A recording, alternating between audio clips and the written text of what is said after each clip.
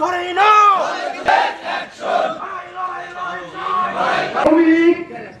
আমাদেরকে অত্যাচারিত করেছে, গুম খুন রাহাজারি। এই যে আন্দোলনে, বৈষম্য বিরোধী আন্দোলনে 2000 লোককে নিহত করেছে।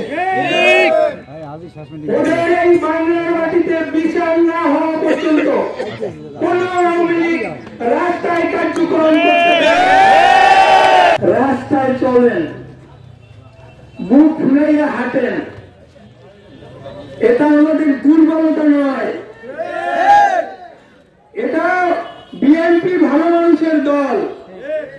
এর মানে এই নয় যে আপনারা এই দেয়ালে চিকা মারবেন, লিফলেট বিতরণ করবেন, এজন্য যদি কোনো ক্ষয়ক্ষতি হয় তা সেটা আপনাদেরকেই বহন করতে হবে।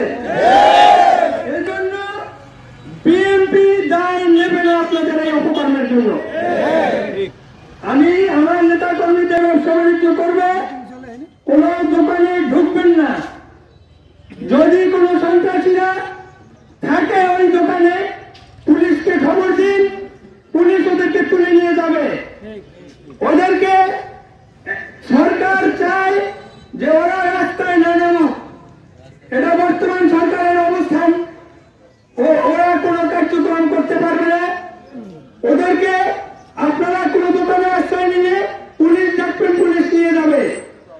আর আপনারা এরপরে কোন আওয়ামী লীগ কোন চিকা মারার চেষ্টা করে, কোন লিফলেট বিতরণের চেষ্টা করে, তাকে কোন রকম ক্ষতি করার, কোন রকম তাদেরকে রক্ষা করার কেউ থাকবে না। কলাপাড়া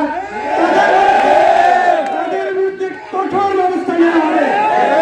এটা আমার মেসেজ। আওয়ামী লীগের ভাইরা এই মেসেজটা মাথায় নিয়ে রাখেন।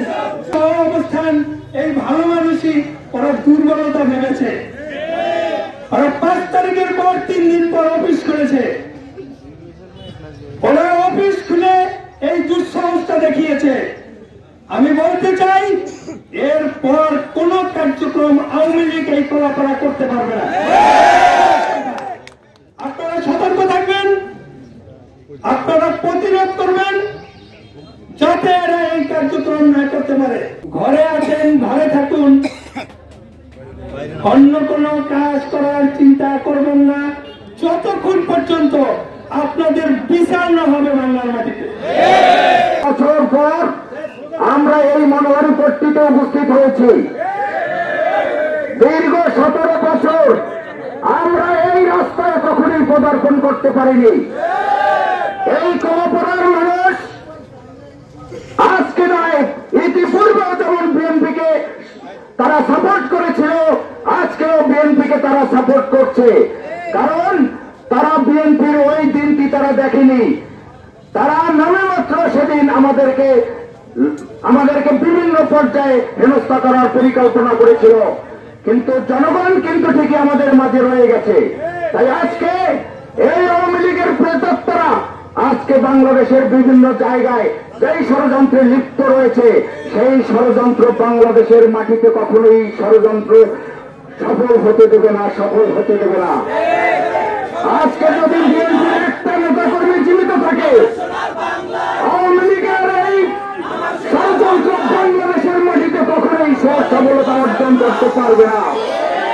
তেমনি ভাবে আপনাদেরকেও এই বাংলাদেশের মাটিতে পছন্দ করে চলতে হবে।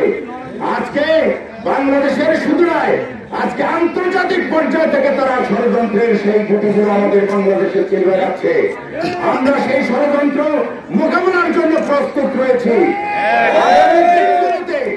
যদি ইনশাল্লাহ এরকম কোন পরিস্থিতির মধ্যে আমাদেরকে ফেলে দেওয়া হয়, দীর্ঘ 17 বছর আমরা যেমন সকলে মিলেমিশে সংগ্রাম করেছি, অদূর ভবিষ্যতেও ইনশাল্লাহ সকলে মিলেমিশে আমার এই প্রেতাত্মাদেরকে বাংলাদেশ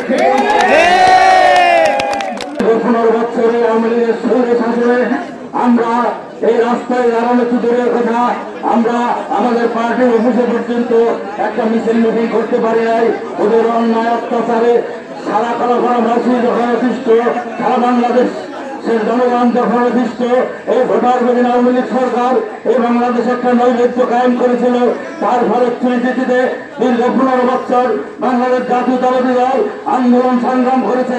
এই আন্দোলন সংগ্রামের ফসল গেল 5ই আগস্ট এই ফ্যাসিস্ট হাসিনা সরকার এই বাংলাদেশ থেকে পালিয়ে গেছে। এর আর এই দেশে ফেরার কোনো সম্ভাবনা আছে? কিন্তু তার এই প্রেতাত্মা তার দোসররা এই বাংলাদেশে এখনো ষড়যন্ত্রে লিপ্ত।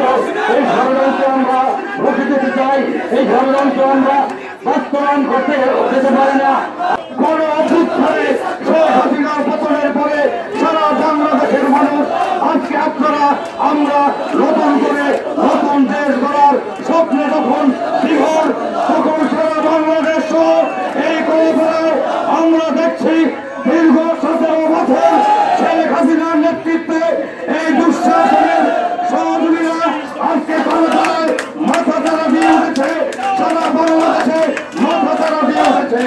প্রিয় কলাপাড়াবাসী, ঘোষণা করতে চাই 17টি বছর অনেক নির্যাতন সহ্য করেছি, অনেক অত্যাচার সহ্য করেছি।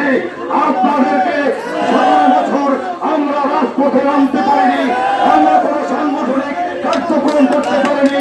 আজকে সরকার পতন হয়েছে কোন যুদ্ধে মাত্র 6 মাসের মাথায় আপনারা রাজপথে আমার দুঃসাহস দেখিয়েছেন। সতর্ক হয়ে যান, আওয়ামী লীগের শরীরে উচ্চারণ করবেন তার শিক্ষা কেটে দেওয়া হবে।